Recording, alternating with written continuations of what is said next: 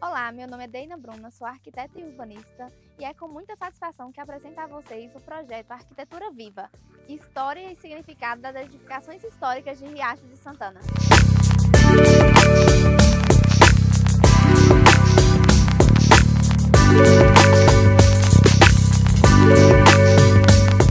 Este documentário foi pensado para destacar a importância histórico-cultural das edificações que compõem o cenário urbano da nossa cidade.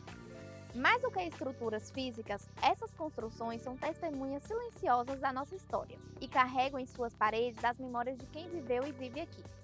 O contexto histórico de Riacho de Santana é marcado pela família de Hermenegildo Cardoso de Souza, Ioiô Cardoso e Amélia Rosa de Magalhães e Ayá Amélia, que mudaram-se para Riacho de Santana após um casamento arranjado vindo de Paramirim. Inicialmente, construíram uma casa provisória onde viveram até 1856, quando o sobrado de Alberto, como hoje é conhecido, foi concluído, tornando-se sua residência definitiva. A primeira casa serviu depois como moradia temporária para seus filhos recém-casados. O terreno onde hoje está a Casa da Lua foi presente de casamento de Ioiô Cardoso para sua filha Ana. Com seu marido Virgílio Fraga, Ana construiu a Casa da Lua entre 1917 e 1920. Inspirada na arquitetura francesa, a Casa da Lua se destacou pela fachada ornamentada e mobiliário francês. Também conhecida como Casa Rosa devido à cor da sua fachada, o nome principal sempre foi Casa da Lua, fazendo referência à vista da lua que nasce nas proximidades e à ornamentação em meia-lua presente nas platibandas da casa. Pelos seus adornos arabescos e vistosas platibandas em formato de meia-lua, a Casa da Lua tem todas as características de um mini-palácio, um palacete, como chamava sua filha Anita Fraga, que herdou tudo posteriormente. Embora vizinhas e com associação nominal, a Casa do Sol e a Casa da Lua são construções completamente independentes e diferentes. A Casa da Lua, hoje em obras, pertence a André Alves e está em processo de restauro para preservar sua fachada histórica e modernizar o interior, exibindo relíquias familiares. As informações deste contexto foram compartilhadas por moradores, incluindo André Alves e Dona Bezinha, a quem vai meus agradecimentos.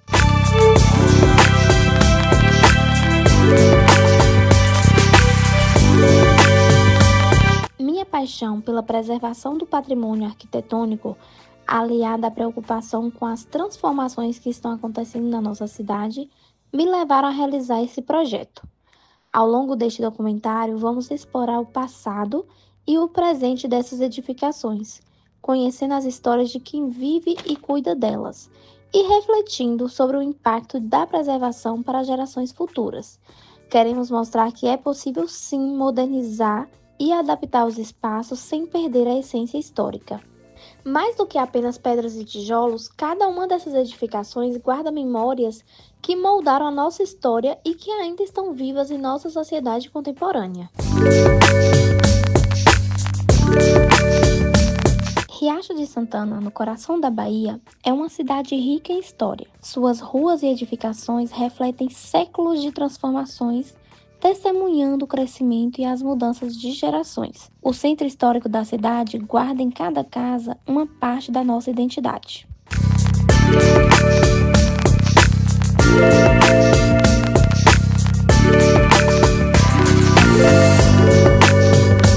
Quando falamos em preservação, não estamos apenas discutindo a aparência das casas, mas o que elas representam. Cada fachada carrega uma história. Existem pessoas que viveram nessas casas e que, mesmo não morando mais aqui, têm suas memórias ligadas a esses lugares. Alguns nem moraram, mas brincaram naquelas ruas, visitaram parentes ou passaram por ali às vezes. Para alguns migrantes, Riacho é representado por essas casas. Quando voltam, elas lhe trazem lembranças vívidas do passado. Essas construções são parte da vida de muitos. É a nossa memória afetiva. Então, ao demolir essas construções, não estamos apenas destruindo um edifício, estamos fragmentando a história da nossa cidade. O que restará das nossas memórias se o nosso centro histórico desaparecer? Cada casa preservada é uma ponte que nos conecta ao nosso passado. E ao preservar, mantemos viva a nossa conexão para gerações futuras. Embora essas casas não sejam tombadas como patrimônio histórico, Isso não significa que elas não mereçam proteção. O tombamento é um processo que garante que esses edifícios de valor histórico e cultural sejam preservados para benefício de toda a comunidade. Mas, infelizmente, existe uma resistência. Alguns proprietários temem que, ao tombar suas casas, perderão o controle sobre o que podem fazer com elas. E é verdade que o tombamento impõe algumas restrições, mas essas restrições têm um propósito.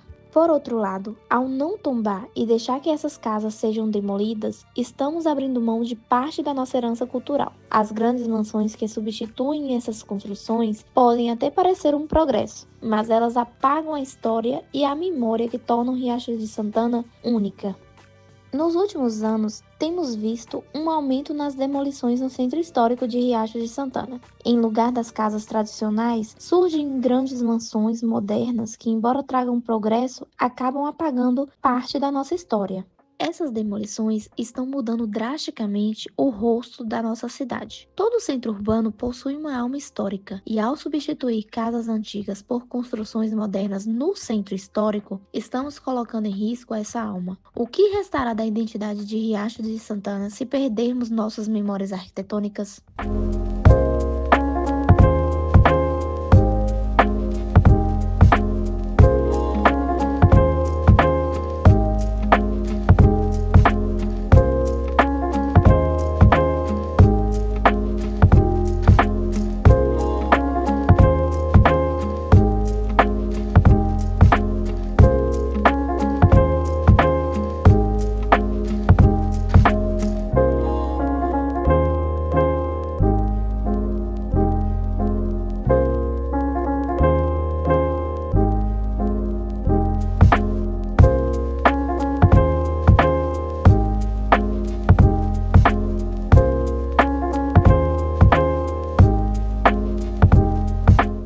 Alguns detalhes que chamam muita atenção nessa casa é que essa é uma casa de planta francesa.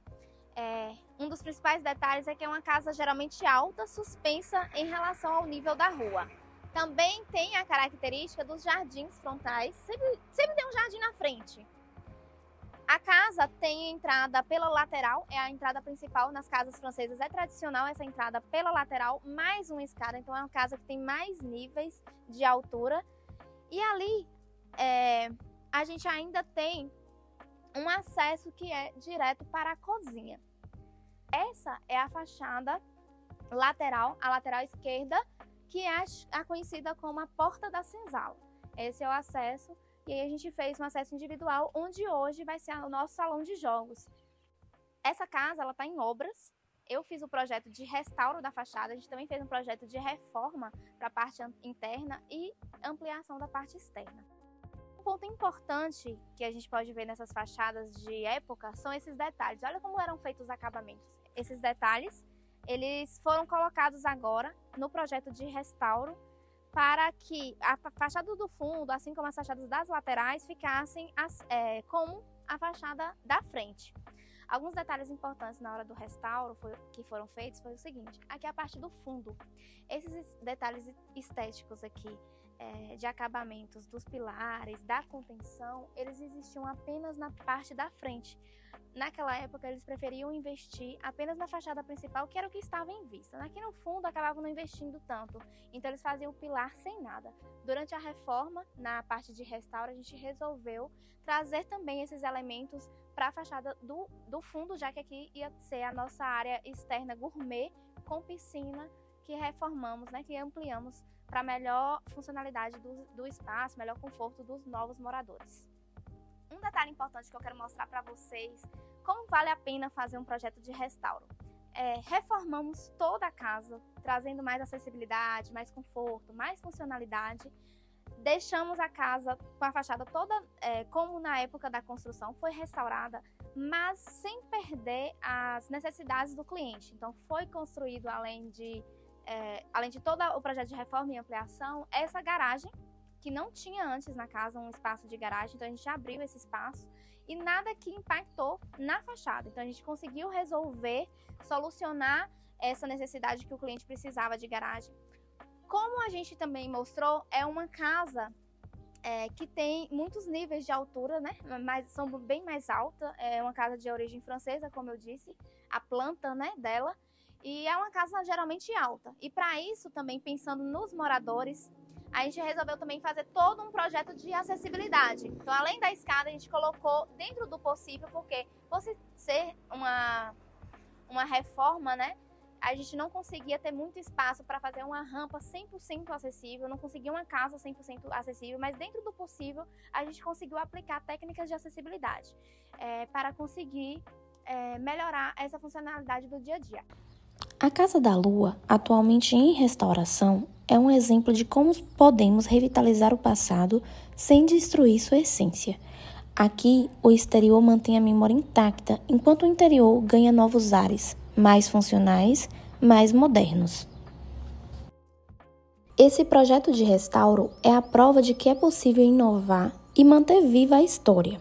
A intenção é incentivar as pessoas a preservarem suas casas, sem a necessidade de demolições.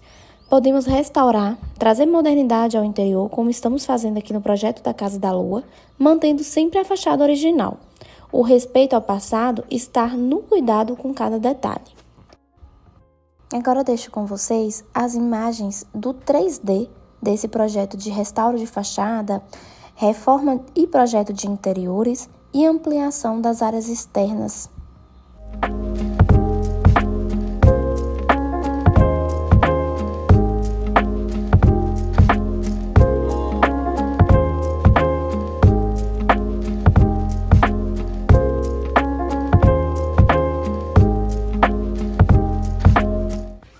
A casa de Dona Rosália, também localizada no centro histórico da cidade, é um exemplo inspirador de como é possível restaurar uma edificação histórica. O exterior preserva sua identidade, enquanto o interior foi adaptado para se tornar um ambiente mais confortável e funcional. A casa ainda não foi concluída, mas já temos alguns ambientes prontos. Após termos visto a Casa da Lua, que ainda está em reforma, essa nova casa nos oferece um ótimo exemplo de como é possível reformar um imóvel inteiro, elevando a qualidade do conforto e da funcionalidade sem perder as características originais da fachada. Aqui, moldamos o interior preservando partes históricas, mas modernizando 100% alguns espaços. Em alguns ambientes, temos um design totalmente contemporâneo, enquanto em outros, há adaptações que incorporam peças decorativas e móveis de época. Isso mostra como é possível transformar o interior sem comprometer o patrimônio histórico, trazendo o melhor dos dois mundos em um único projeto.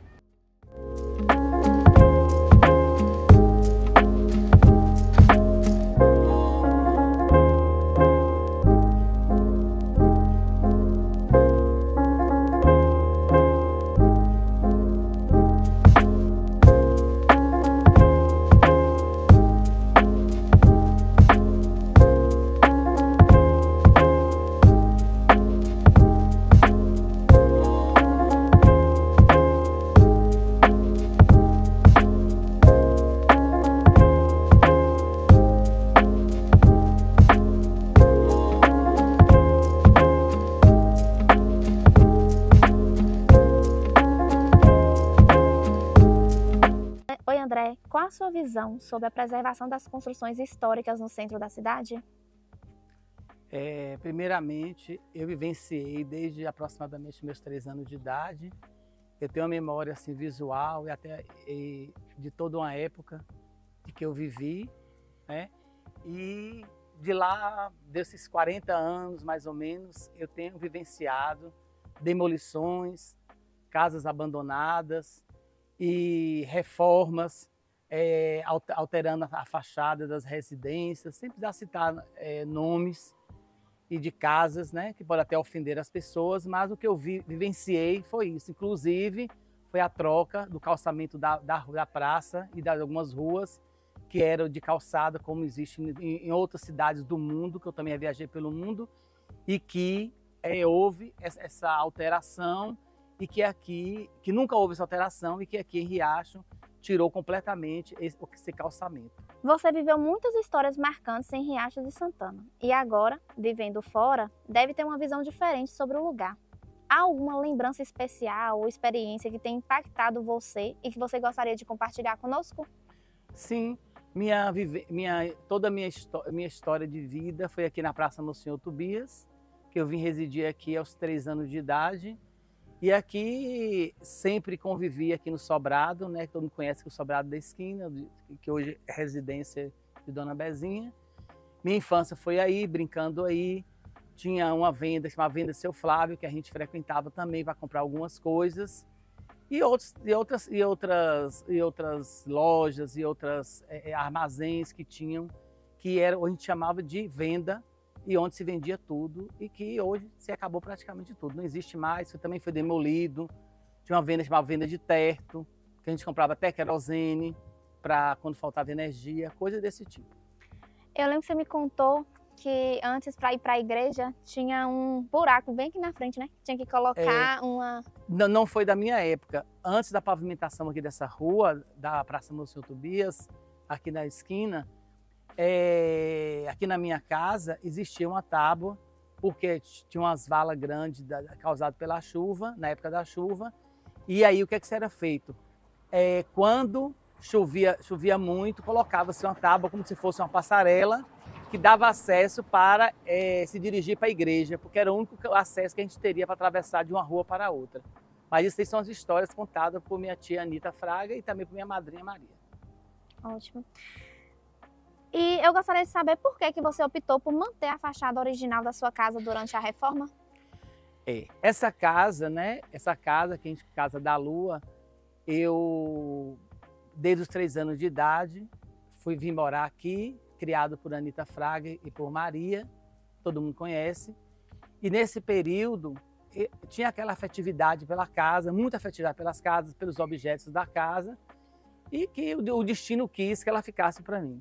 E, naturalmente, eu procurei preservar ao máximo. Tem coisas que a gente não tem como preservar, que precisa ser ajustado com o tempo, mas o que eu estou podendo fazer para manter, inclusive recuperar alguns detalhes que foram danificados lá no passado, diante das fotos, que a gente tem as fotos antigas, a gente vai recuperar para manter, não totalmente como era, mas um pouco assim, 90% a gente vai manter como era antigamente. Ótimo. E você também tem interesse de fazer um tombamento, né, da casa futuramente? E o objetivo também é a casa ser tombada, que eu tenho interesse em tombar a casa, porque eu não sei o futuro, que possivelmente daqui 100 anos chega outras pessoas, né, todo mundo vai ser substituído um dia, e que pega a casa, simplesmente derruba para fazer um prédio, consequentemente será um prédio, geralmente fazendo um prédio. E aí tombada não tem como fazer dessa forma. E assim, também, além da casa, da afetividade, eu tenho também os móveis da casa, que são, não são estilos, são franceses, vieram da França, comprado na França e trazido de navio. Depois de navio veio de vapor veio de carro de boi, do São Francisco, Banhos da Lapa até Riacho Santana. Tem marquesa, tem cristaleira, tem móveis, tem pratarias, tem cristais, tem porcelanas, tudo que foi comprado fora daqui do Brasil. Porque o Brasil nessa época não se fabricava nada desses objetos era fabricado. Fabricação de objetos, objetos de mais requinte, é coisa de 100 e poucos anos, não tem mais do que isso. Então, quando fez a casa, essas coisas foi tudo importado da casa. Inclusive o papel de parede que tinha na casa danificou, não consegui localizar pedaço de papel, algum vestígio do papel, para a gente fazer botar numa redoma, num quadro, mas não foi possível, porque ainda não localizei, mas possivelmente tem algum local. Mas a casa também era papel de parede francês, e também com o tempo foi danificado também. Prontinho, André. Eu primeiramente quero agradecer pela entrevista e também pelo seu interesse em manter a história da nossa cidade viva. Pelo menos a gente tem a esperança de que nem que seja uma casa, mas ainda vai restar da nossa história, né? Para poder contar. Porque assim, o que eu vejo, a tendência aqui em Riacho de Santana, são poucas casas desse estilo que vão permanecer de pé, ou pelo menos nas mesmas condições, na mesma fachada, no mesmo estilo. Eu acho muito difícil que, pelo menos, essa no estilo dela, com jardim, A casa solta de tijolo é única na região. Inclusive, Caetité não tem, Lapa não tem, Lapa já é cidade mais nova, não tem. Mais nova que eu digo assim, em termos de construção, não tem. Igaporã também não tem. Então, assim, Bacaúbas não tem, Paramirim também não tem. Eu tenho pessoas lá da família também lá em Paramirim. E nesse estilo só existe essa aqui em toda a região. Foi uma casa de planta francesa, né? Como você já tinha me passado todas as informações, tanto históricas como as informações de construção da casa. Exato. Foi uma residência que Virgílio Fraga esteve na França antes de construir, no Boulevard Saint-Germain, que fica em Paris. Ele tinha ido ao café, não sei com amigos, não sei que estava para amigos ou parentes, o Café de Flore, que ainda existe lá até hoje. E ele, na saída, ele estava andando e viu essa casa, interessou por essa casa e ele mesmo anotou e desenhou todo o estilo como era a casa, quantas colunas tinha, fez igual, cópia. Pediu acesso para entrar, para poder verificar como era a divisão, toda a forma de divisão da casa, né, os cômodos, com a disposição de tudo, mas foi impedido. Assim, os proprietários da casa não deixaram. E ele aí ficou adstrito apenas na parte externa da casa. Que também a parte do fundo, lá ele também não sabe possivelmente foi feito na época. Muito bom. Também esqueci de agradecer anteriormente por você compartilhar suas memórias, né? Porque é muita coisa que a gente vai poder registrar agora nesse documentário e informações importantes de uma casa tão bonita que agora está em processo de reforma. Em breve, provavelmente vai ser também aberta ao público, né? Você chegou a comentar comigo que está pensando sobre isso. Será aberta ao público para as pessoas conhecerem um pouco da história, entendeu? Porque assim, junto com o mobiliário, a gente tem outras peças que vai ser colocado em quadros, comendas, títulos, cartas antigas, dentre outras coisas. A gente, na medida do possível, a gente vai fazer uma cópia do primeiro jornal. Estou tentando localizar uma cópia do primeiro jornal do Regato, que foi de Virgílio Fraga também. Estou tentando conseguir com a pessoa lá de Caetité, da família dele, uma cópia. E para a gente ver se a gente coloca também uma cópia do Regato. E demais também a foto de toda a família também, e da história de Riacho Santana. Umas grandes relíquias, né? E vai ser muito importante para a cidade. Toda essa movimentação, tanto na parte da construção, como também desse memorial que vai ser construído, né? Esse museu. Pena, fazendo às vezes a sua palavra, pena que a gente se perdeu muita coisa. Muita coisa se perdeu pelo tempo, perdeu porque danificou com cupim, pelo tempo mesmo. Então, assim, o que nos restou foram algumas coisas, muito pouco, que restaram e que a gente vai fazer o possível para restaurar. Eu tenho restaurado muitas coisas, muitos objetos, até louça eu tenho colocado em antiquário para proceder restauração de santos e uma série de coisas, de móveis que estava completamente danificado, precisando de restauro. Aí estou restaurando essas coisas todas, que para mim é uma satisfação que eu tenho em ter essas coisas e restaurar. Perfeito, a gente agradece, não só eu acredito, como toda a população de Riacho que tem uma memória afetiva, porque eu conheço, durante o processo de reforma, né, de projeto e reforma, várias pessoas comentaram comigo como tá gostando de acompanhar o processo de obra pelo Instagram, que às vezes eu faço a propaganda, e algumas pessoas já chegaram para mim contar histórias aqui da casa, que viveu. Então, assim, eu acredito que é uma casa muito marcante para a história de Riacho, para muita gente que já morou aqui, pessoas que hoje só vêm visitar, mas que chega aqui e recorda, né? Passa na frente da Praça da Igreja e lembra com certeza da infância que passou aqui. Então, nossos agradecimentos, né? Sua participação na entrevista, pela sua conservação arquitetônica da história da casa, que também faz parte da história de Riacho. Obrigado. O tombamento é uma medida essencial para proteger as características históricas e culturais de uma edificação, impedindo que elas sejam alteradas ou destruídas e garantindo que seu valor coletivo seja preservado para as futuras gerações. É importante ressaltar que o tombamento não precisa abranger toda a construção. É possível proteger apenas elementos específicos, como a fachada, o piso ou detalhes arquitetônicos singulares. Um exemplo disso é a escada helicoidal de madeira do Sobrado de Beto, elemento lindíssimo e famoso na cidade, que foi recentemente restaurada, assim como toda a casa, preservando seu valor histórico. O tombamento é uma forma de proteger não só a memória da cidade, mas também de oferecer incentivos ao proprietário. Em muitas cidades, casas tombadas podem ter benefícios como isenção de impostos, acesso a programas de restauração e até mesmo financiamento público para reformas. Mas por que isso é importante? Porque o patrimônio arquitetônico pertence a todos nós, à cidade como um todo. Quando uma casa com valor histórico é destruída, perdemos uma parte insubstituível da nossa identidade. O tombamento, em vez de ser um obstáculo, é uma forma de garantir que essas casas possam continuar a contar suas histórias, sem que os donos saiam prejudicados. Preservar vai além de conservar o que é antigo. É também repensar o uso dessas edificações para que sigam vivas e funcionais para as próximas gerações. Nem toda reforma significa perda. Em Riacho de Santana, alguns exemplos mostram que é possível adaptar e modernizar o interior da edificação enquanto se preserva a fachada e, com ela, parte da memória da cidade. A preservação não precisa ser um obstáculo ao progresso. Manter a fachada histórica, dar novas cores, trazer vida nova a essas casas é uma forma de equilibrar o antigo e o moderno.